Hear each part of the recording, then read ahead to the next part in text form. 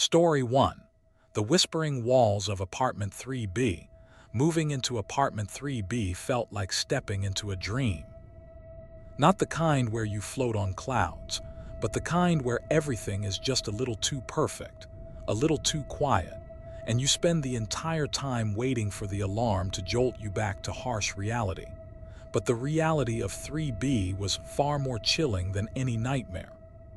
My name is Alex, and just 6 months ago, I was buzzing with the kind of naive optimism only a 22-year-old fresh out of college, armed with a shiny new marketing degree and a first real job in the big city, could possess. I'd landed a position at a rapidly growing tech startup, a role that demanded long hours but promised exhilarating growth. The only catch was finding a place to live in a city notorious for its exorbitant rents. That's where apartment 3B came in.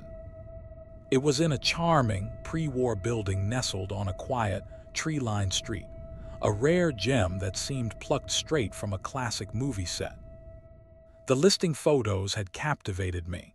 High ceilings, original hardwood floors that groaned with a history you could almost feel, ornate crown molding, and huge bay windows that promised glorious morning light. The rent, inexplicably, was almost too good to be true. My friends warned me it was probably a scam or a glorified closet. But when I visited, it was exactly as pictured: spacious, filled with character, and boasting an ancient birdcage elevator that clanked its way up to the 3rd floor with a slow, deliberate grace. The landlord, a stoic woman named Mrs. Dubois, had a detached air about her, but she processed my application efficiently. Within a week, I had the keys. The first few days were a blur of unpacking, setting up my meager furniture, and reveling in the sheer independence of it all. I'd never lived alone before, always sharing dorms or student houses. The silence initially was golden. No roommates stomping around, no late-night conversations echoing through thin walls. Just the gentle hum of the city outside, a distant siren, the occasional rumble of the antiquated elevator. It started subtly, so subtly that I initially dismissed it as the building settling, or perhaps just my imagination adjusting to the quiet. A soft thump from the ceiling late at night, almost like something heavy, yet soft, falling onto a carpeted floor. I'd listen intently, my heart doing a nervous flutter, but then silence. I told myself it was the upstairs neighbor. I'd only seen them once, a fleeting glimpse of an elderly man with a stooped back, shuffling into the elevator.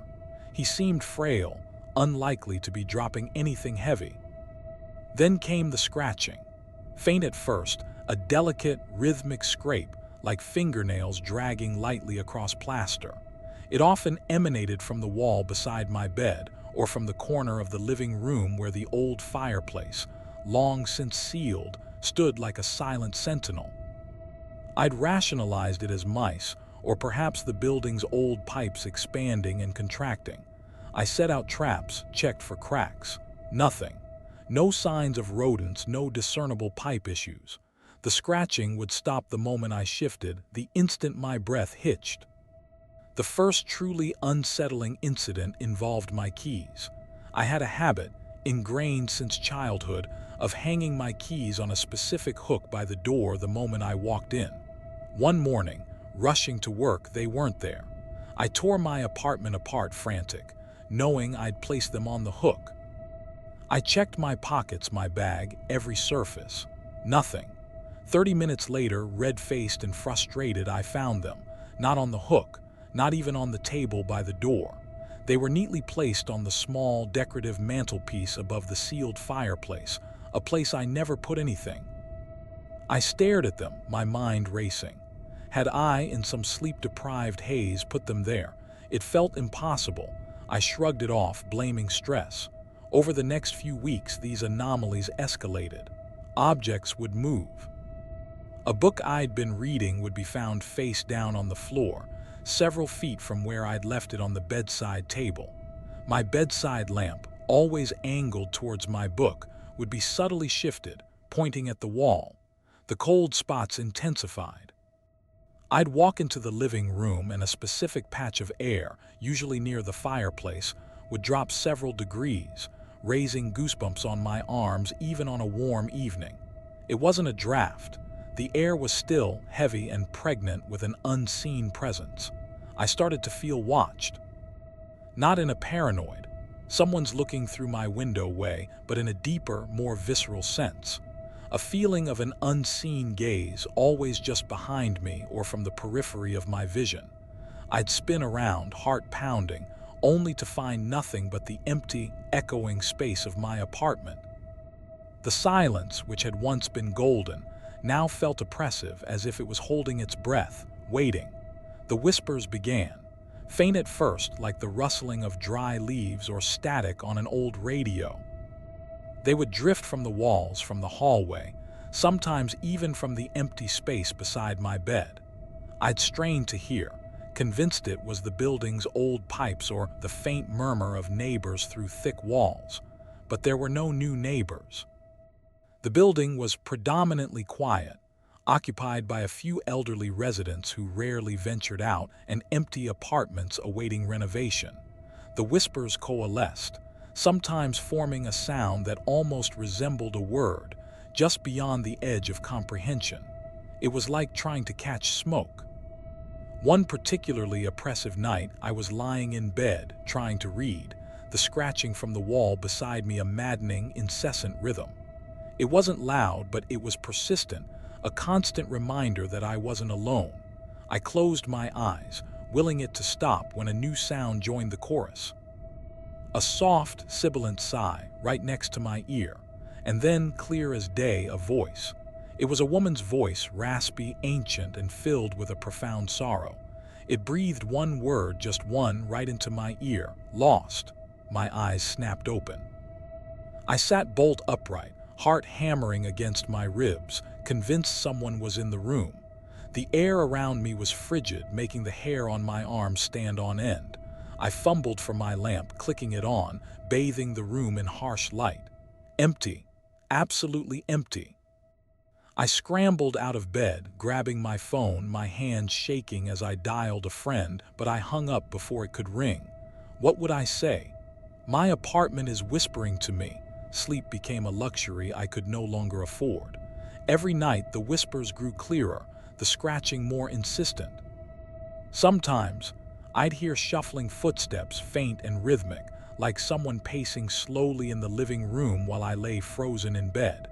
I started sleeping with the lights on, the television on low, anything to fill the suffocating silence. My work suffered. I was perpetually exhausted, my nerves frayed, my once bright optimism replaced by a constant, gnawing dread. I tried to find logical explanations. Carbon monoxide poisoning. I bought a detector. It read 0. Exhaustion. I took a weekend trip to my parents' house. The moments I spent away from apartment 3B were blissful, normal. The moment I stepped back inside, the oppressive weight descended again. Desperate, I turned to the internet, researching the building's history. It was built in the early 1900s, one of the first luxury apartment buildings in this district. There were no obvious reports of tragedy, no sensational murders, nothing that immediately jumped out. But deep in a local historical society archive, digitized and barely indexed, I found a scanned newspaper clipping from 1937. It was a small notice, tucked away on an inside page. Local woman, Eleanor Vance, 67, passes away in apartment 3B. It went on to describe how she had been found by her niece days after her passing, having died alone of natural causes. A quiet, reclusive soul, the article stated. Few knew she resided there until her unfortunate demise. Eleanor Vance, apartment 3B, died alone. A chill deeper than any cold spot snaked down my spine. A quiet, reclusive soul. Was that why the whispers said lost? Was she lost, still trapped within these walls? The next night, the activity intensified dramatically.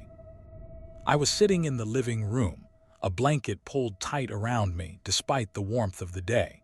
The whispers were no longer just whispers. They were a cacophony of overlapping voices, indistinct yet urgent, swirling around me.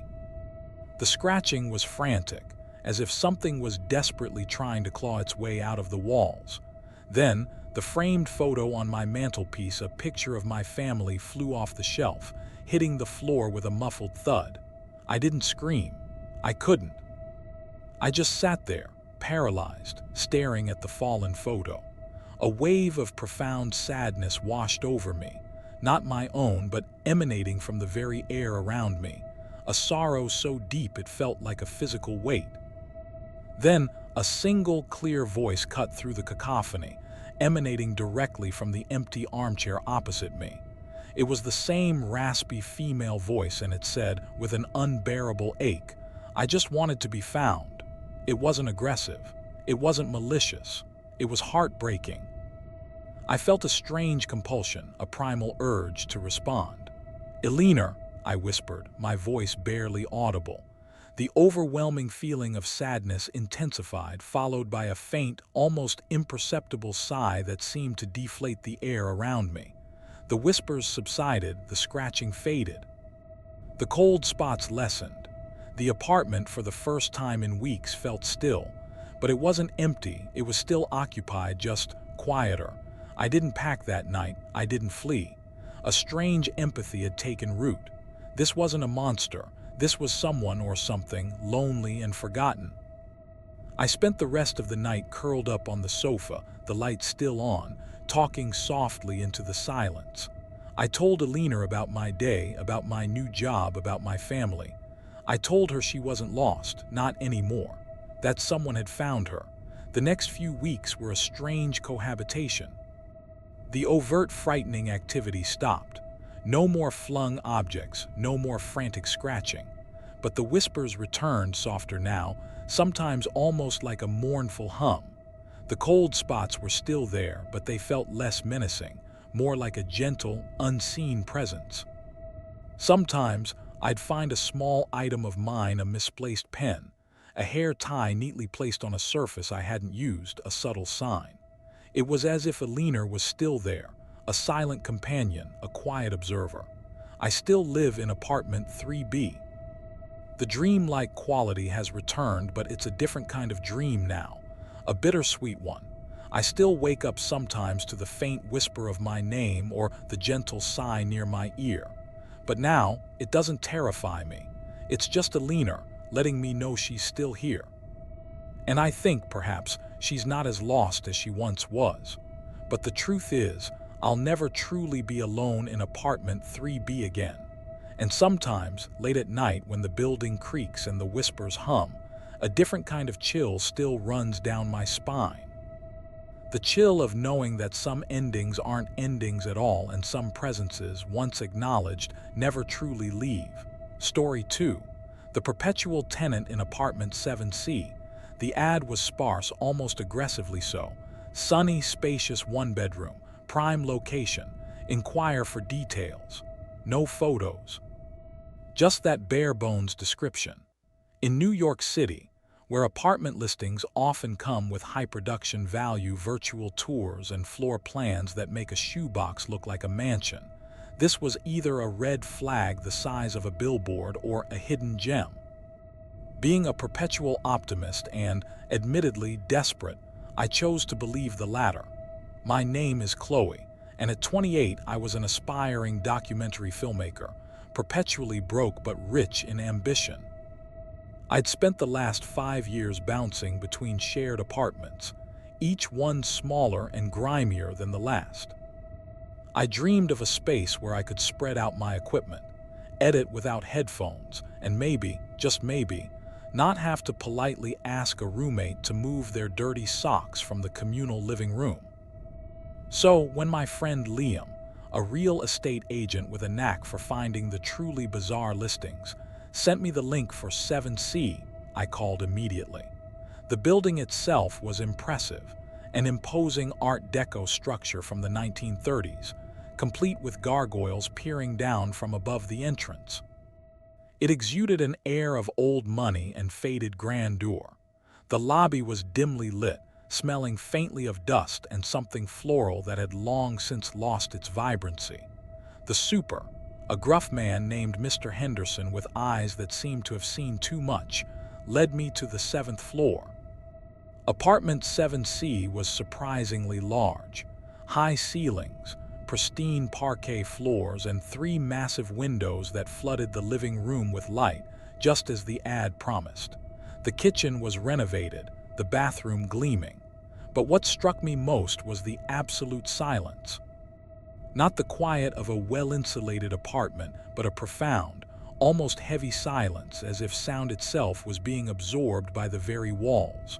There was no hum of city traffic, no distant chatter, just nothing. Mr. Henderson seemed eager to rush through the viewing, answering my questions with curt nods and quick dismissals. When I asked about the previous tenant, he just grunted, "Moved out, old lady, nothing interesting." The price, again, was unbelievably low for the size and location. Liam looked at me skeptically. "Chloe, this is too good. There's a catch. Maybe it's haunted," he joked, but his eyes held a flicker of genuine concern. I laughed it off, desperate to believe I'd finally caught a break. I signed the lease within days, ignoring the nagging feeling that something wasn't quite right.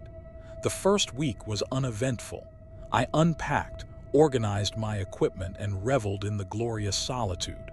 The silence, initially unnerving, became a comforting blanket. I even found a small alcove perfect for my editing bay, bathed in natural light. This was it, I thought, my fresh start. Then came the shuffling. It wasn't loud, just a faint, almost imperceptible dragging sound, usually from the living room, even when I was alone in the apartment. It sounded like slippers on polished wood, a slow, deliberate pace. I'd pause my music, my editing, and listen, my heart quickening. But the moment I focused, it would stop. Old building noises, I told myself, just like Alex from apartment 3B probably did. Next, it was the rocking chair. I didn't own a rocking chair. The previous tenant, a quiet old lady, according to Mr. Henderson, apparently had.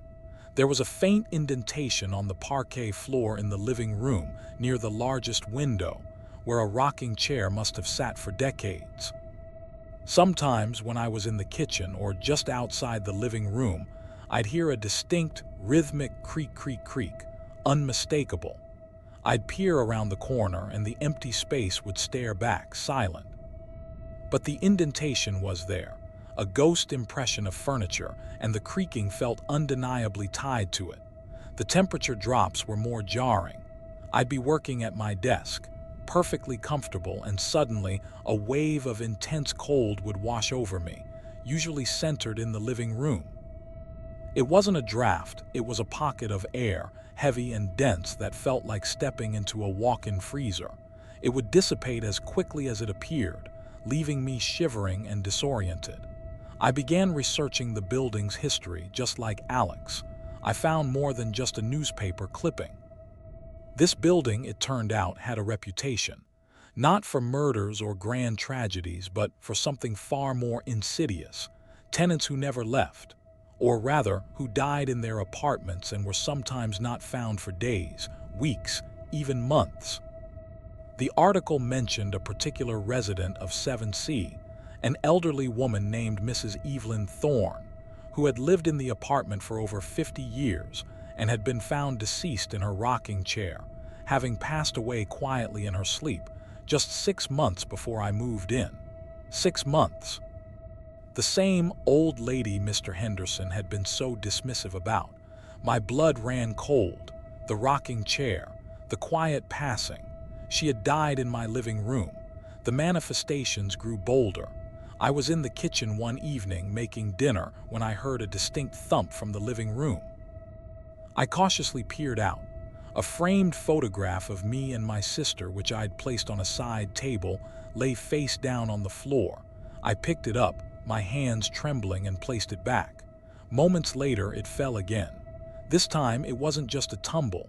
It felt deliberate, like it had been pushed. One night, the shuffling returned, louder, more distinct. It wasn't just in the living room now. It was in the hallway, slowly approaching my bedroom door. I lay rigid in bed, blankets pulled up to my chin, listening to the deliberate shuffle, shuffle, shuffle of something unseen moving closer. The doorknob rattled, a soft, almost hesitant click. I held my breath, my eyes wide, staring at the door. The sound stopped. I heard a soft sigh directly outside my door, a sound of deep, profound sadness. And then a whisper, a frail, reedy voice right against the wood. "It's so lonely, dear." Terror seized me. This wasn't a disembodied voice from the walls. This was right outside my door, inches from me. I didn't dare move. I stayed like that for what felt like hours, until the first rays of dawn pierced through my window. The oppressive feeling lifted, and the apartment returned to its heavy silence. I couldn't sleep there anymore. I spent nights at friends' places, making excuses about needing change of scenery for my editing. But the moment I stepped back into 7C, the feeling of being watched, the chill in the air, the distant creak of the unseen rocking chair would return. I was constantly on edge, jumping at every creak of the building. My work suffered even more than Alex's. My documentary became a blurry, unfocused mess, mirroring my own deteriorating mental state. One afternoon, determined to face it or prove myself insane, I returned to 7C. I walked into the living room, directly to the spot where the rocking chair's indentation lay. I sat on the floor, cross-legged, facing the empty space where she had passed. I closed my eyes, took a deep breath, and spoke, my voice trembling but clear. "Mrs. Thorne," I began. "Evelyn, I know you're here. I'm Chloe. I'm sorry you're lonely." Silence, the usual oppressive stillness. I waited. Then the air around me dropped several degrees intensely. I shivered violently. A faint, sweet, floral scent like dried potpourri wafted through the air, then was gone. And then a soft, almost imperceptible pressure on my head like a gentle pat. It lasted only a second, but it was there. I opened my eyes. The cold dissipated. The apartment felt different, not empty but lighter. The sadness was still there, a faint echo, but the overwhelming sense of dread had lessened. I started talking to Mrs. Thorne. Not out loud all the time, but in my head as I went about my day. I'd tell her about my film projects, about my struggles, about my hopes. Sometimes, I'd find a small item I'd misplaced neatly placed on a surface I'd already checked. Sometimes, a flicker of light from the empty rocking chair spot. Sometimes, a fleeting sense of presence, almost like a gentle, unseen hand on my shoulder as I worked. I still live in apartment 7C. I never saw Mrs. Thorne, not clearly, not like a full apparition. But I know she's here. She's the perpetual tenant, a quiet observer of my life. The rocking chair creaks occasionally, but it no longer fills me with terror. It's almost comforting. It's the sound of someone who just wanted to be acknowledged, to not be forgotten. The silence of 7C is no longer heavy, it's a shared quiet. But there are still moments, usually when I'm alone in the dead of night, and that scent of dried potpourri drifts through the air, or I feel that light, unseen pressure, that a cold dread wraps around my heart. It's the realization that some loneliness is so profound, it transcends death, and some leases, once signed, can never truly be broken. And I wonder sometimes if I'm not just sharing my apartment, but slowly becoming another one of its permanent, unseen residents. Story 3. The unseen roommate in Unit 204. The university housing lottery was a brutal beast. As a third-year architecture student, I knew the odds of landing a decent single apartment on campus were astronomically low. So when the email popped up, congratulating me on securing a spot in the Arcadian, a recently renovated off-campus building, I practically screamed. The pictures showed sleek, modern interiors, brand new appliances, and best of all, a private bathroom.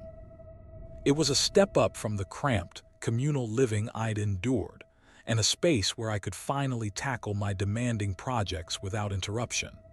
My name is Noah, and I'm 20 years old, driven by a passion for design and an almost obsessive need for order. The Arcadian was supposed to be my sanctuary. It was a low-rise brick building from the 1950s, given a glossy, minimalist facelift. Unit 204, my new home, was on the second floor, overlooking a quiet side street. Everything felt fresh, clean, and utterly impersonal, which was exactly what I wanted. No dusty histories, no creaking floorboards, just a blank slate for my academic ambitions. The first month was everything I'd hoped for. I thrived in the quiet solitude, pulling all-nighters, designing intricate models and rendering complex blueprints. The only sounds were the soft hum of my laptop and the occasional distant murmur of other students. It was paradise. Then the small disturbances began. Not unsettling at first, just odd. I'd come back from a lecture to find my desk chair, which I always pushed neatly under my desk, pulled out a few inches. Or a book I'd left on my bedside table would be on the floor, open to a random page. I'd blame myself, absent-mindedly knocking things over or just being tired. Then came the peculiar drafts. Even with the windows tightly shut and the central heating running, there would be sudden, icy gusts of wind, sharp and cutting, that would sweep through the apartment. They seemed to originate from the center of the living room, swirling briefly before vanishing as quickly as they appeared. It was disorienting, like a ghost had just sprinted past me. The feeling of being watched started in the periphery. I'd be sketching, engrossed in my work, and feel a distinct prickle on the back of my neck, as if someone was standing directly behind me. I'd whip around, pencils flying, only to find the empty room staring back. It wasn't a malicious gaze, but an intensely curious one, almost childlike. The sounds became more specific. A light tapping, like a small finger repeatedly knocking against glass, usually from the kitchen window. Or the faint, distinct sound of rustling paper, as if someone was turning the pages of an old book, always from my small, dedicated workspace. I'd search, I'd check. Nothing. No open windows, no disturbed papers. The first truly unnerving event happened when I was working late on a particularly challenging project. It was well past 2 a.m. and I was hunched over my desk, surrounded by schematics and architectural drawings. The air grew heavy, the cold drafts intensifying, swirling around my chair. I shivered, pulling my hoodie tighter. Then a drawing pen, one I had just used and placed on the desk, slowly rolled off the edge and dropped to the floor. I watched it, stunned. My desk was perfectly level. There was no vibration. It just rolled. I leaned down to pick it up, and as my hand closed around the pen, I felt it. A light, almost playful touch on my fingers. Like a small child's hand, cool and surprisingly firm, briefly brushing against mine. I snatched my hand back, my heart leaping into my throat. "Hello," I whispered into the quiet, my voice cracking. No response, just the lingering chill in the air. Sleep became difficult. I started feeling less alone and more like I had an invisible, silent roommate. I'd sometimes leave a glass of water on the coffee table before bed, and in the morning, the condensation ring would be slightly off-center, as if someone had nudged it. My drafting compass, a tool I guarded fiercely, would sometimes be found meticulously placed on a different part of my desk, almost as if someone had been playing with it. One evening, my friend Liam, yes, the same Liam who helped Chloe, came over to study.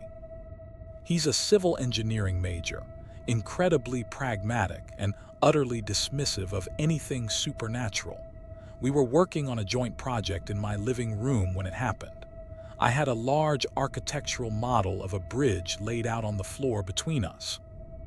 We were discussing a structural detail when, right before our eyes, a tiny, intricately carved piece of railing, a piece I had just placed with tweezers, lifted about an inch off the model, floated for a second, and then gently dropped back down, landing perfectly in its original slot. Liam and I both froze, our eyes wide, staring at the model. "Did you just—" Liam started, his voice barely a whisper. "No, did you?" I finished, shaking my head slowly. We both looked at each other, then back at the model. The air around the model was noticeably colder. Liam, ever the pragmatist, immediately started checking for vibrations, drafts, anything. Nothing. He even looked under the couch, convinced it was a prank. He left shortly after, making a half-hearted excuse about an early class. He hasn't been back to my apartment since. After Liam's departure, I sat in the living room, surrounded by the unsettling quiet. This presence wasn't hostile. It was curious, perhaps playful. I began to wonder, who was my unseen roommate? I went to the university archives, researching the history of the Arcadian building before its renovation. It wasn't a residential building originally. It had been an elementary school for several decades before falling into disrepair and being bought by the university. It was built in 1957. A small local paper from 1968 in a section about community news mentioned a tragedy. Young Michael O'Connell, 8, dies after fall from playground equipment at Arcadian Elementary. A freak accident. He had loved building things, the article mentioned, always tinkering with toy blocks and drawing elaborate castles. Michael, 8 years old, loved building. A cold, familiar chill spread through the room. I looked at my architectural models, my drafting tools. He wasn't malicious. He was just interested. He wanted to play. That night, I left a small, child-sized toy car on my desk, along with a piece of blank paper and a crayon. I slept with the lights on, but the fear was different now. It was tinged with a strange sadness and a growing sense of responsibility. In the morning, the toy car was at the foot of my bed, and on the paper, a crude, yet undeniably recognizable drawing of a bridge. A child's bridge, simple and joyful with little stick figures crossing it. My heart ached. I started leaving out little things for Michael. A small stack of building blocks, a few toy soldiers. Sometimes I'd find them rearranged into a new formation. Sometimes I'd come home to a faint, sweet smell of bubblegum, fleeting and nostalgic. The temperature drop still occurred, but they felt less like a threat and more like a little boy's excited shiver. The tapping on the window continued, but now it sounded less like a warning and more like a gentle, persistent knock. I still live in Unit 204. I've learned to coexist with Michael. He's my unseen roommate, my quiet muse. When I'm struggling with a particularly complex design, sometimes I'll feel that soft, almost playful touch on my arm or see a pen subtly nudge towards a specific detail on my blueprint. It's as if he's trying to help or just share in the joy of creation. The fear has been replaced by a quiet companionship, but it's not without its moments of profound unease. Sometimes, when the apartment is completely silent and I'm absorbed in my work, I'll hear a child's faint giggle, echoing from the empty space behind me. Or I'll catch a glimpse, just out of the corner of my eye, of a fleeting shadow, small and quick, darting through the hallway. And in those moments, a shiver, cold and deep, reminds me of the true nature of my cohabitation. He may be a curious, playful child, but he's also a constant, unchanging presence, forever 8 years old, forever seeking to build, forever bound to these walls. And I, Noah, the architecture student, am just his latest temporary playmate in Unit 204. Story 4. The mirror's gaze in apartment 5A. They say you never truly know a place until you've lived in it. I used to think that meant familiarizing yourself with the local coffee shop, the quickest route to the grocery store, or the quirks of your neighbors. I never imagined it would mean knowing the subtle nuances of shadows, the precise quality of the silence, or the chilling reflection of something that wasn't there. My name is Maya, and I'm a 30-year-old freelance graphic designer. My life is a kaleidoscope of deadlines, client calls, and endless cups of lukewarm tea. After a particularly messy breakup, I decided a change of scenery was in order, a complete reset. I found apartment 5A online, a small, sun-drenched studio in a bustling, historic part of the city. The rent was a little steep, but the thought of starting fresh in a bright, minimalist space, free from old memories, was intoxicating. The building itself was a grand dame, built in the late 1800s, with intricate stone carvings and tall, narrow windows. The lobby was a symphony of polished marble and dark wood, a testament to a bygone era. Mr. Petrov, the building manager, was a jovial, elderly man who seemed genuinely fond of the building, rattling off anecdotes about its history with a twinkle in his eye. He led me up to the 5th floor, the ancient elevator groaning in protest at each ascent. Apartment 5A was exactly as advertised, compact but airy, with high ceilings and a large window overlooking the street. The main feature, however, was a magnificent, antique full-length mirror, built directly into the wall opposite the entrance. It was framed in dark, ornate wood, stretching from floor to ceiling, consuming most of the wall. It felt less like a decorative piece and more like an inherent part of the apartment structure, like a permanent fixture. Mr. Petrov mentioned it had been there since the building was first built, a quirky original detail. I found it charming, a touch of old-world elegance in my otherwise modern aspirations. The first few days were spent arranging my minimalist furniture, trying to make the small space feel like home. The mirror, with its grand presence, made the room feel larger, reflecting the light and giving the illusion of depth. I loved how it caught the morning sun, creating shimmering patterns on the opposite wall. The oddities started innocently enough. I'd be walking past the mirror and catch a fleeting movement in my peripheral vision, a flicker, a shadow. I'd turn quickly, but there would be nothing but my own reflection, perfectly still. I dismissed it as optical illusions, the way old glass sometimes distorts light. Then, there were the reflections that weren't quite right. I'd be in the kitchen, making coffee, and glance towards the mirror in the living area. I'd see my reflection, but for a split second, it would be subtly off. Perhaps my hair would be in a different style, or my clothes would be a color I wasn't wearing. Just a fleeting impression, gone before I could truly register it. It was like a glitch in the visual matrix, a momentary stutter in reality. I blamed my tired eyes, the early mornings, the strain of moving. The mirror started to feel like it wasn't just reflecting, it was observing. I'd be sitting on my couch, working on my laptop, and the feeling of being watched would prickle the back of my neck.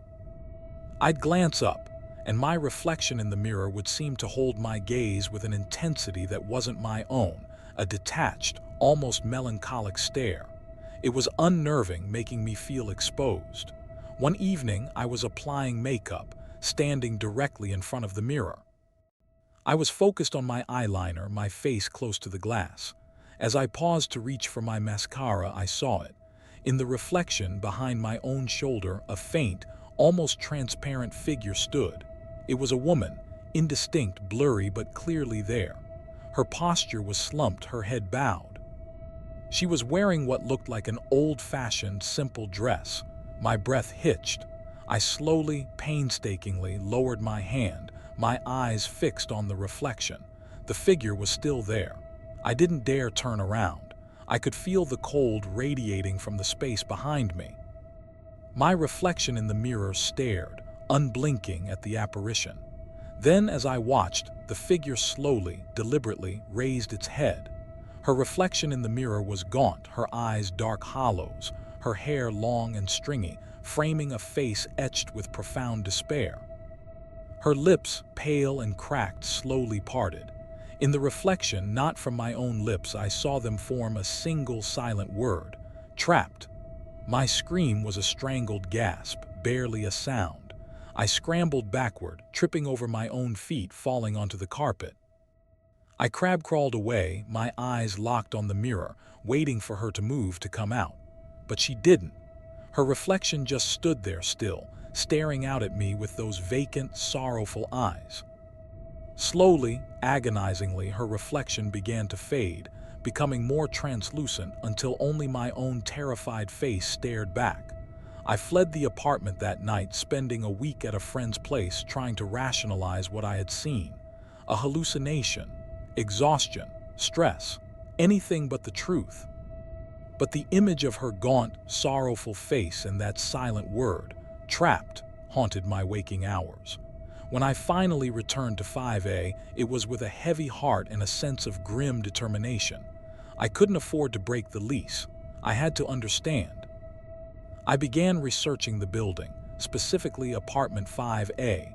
Mr. Petrov, despite his jovial nature, had been evasive about past tenants. The Historical Society, a common resource for the other characters, proved fruitful. In 1912, a young seamstress named Alara lived in apartment 5A. She was an immigrant, new to the city, and worked long hours in a sweatshop. The articles hinted at a secret romance with a man from a wealthy family, a forbidden love. When she became pregnant, he abandoned her. Shamed and alone with no family, no support, and no options, she took her own life in her apartment, right in front of the very mirror that now graced my living room. The article described her as found by her landlady, a forlorn figure gazing into the reflection. Alara, trapped. The connection hit me like a physical blow. She was trapped not only by her circumstances, but perhaps, literally, within the mirror itself, her final moments forever reflected. I started leaving the lights on always. I avoided looking directly into the mirror, or at least not for too long. But I couldn't escape its presence. It was too big, too central to the apartment, and the reflections became more frequent, more distinct. I'd see her behind me, sometimes just a fleeting shimmer, sometimes more substantial, always sad, always silent. One particularly dark and stormy night, the power flickered. I was alone and the apartment plunged into near darkness, lit only by the distant flashes of lightning. The mirror, in the sudden, brief bursts of light, seemed to glow with an eerie, internal luminescence.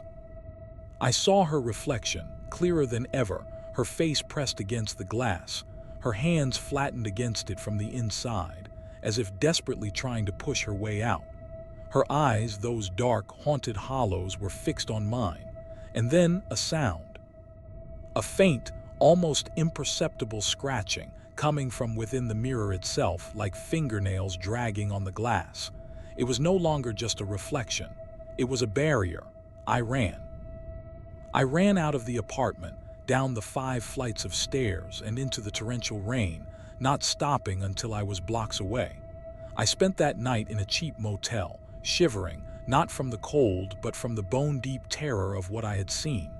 I still live in apartment 5A. I couldn't break the lease, not yet, and part of me, a morbid, fascinated part, feels a strange pull to Alara. I've covered the mirror with a thick velvet cloth, but I know she's still there, behind it, waiting.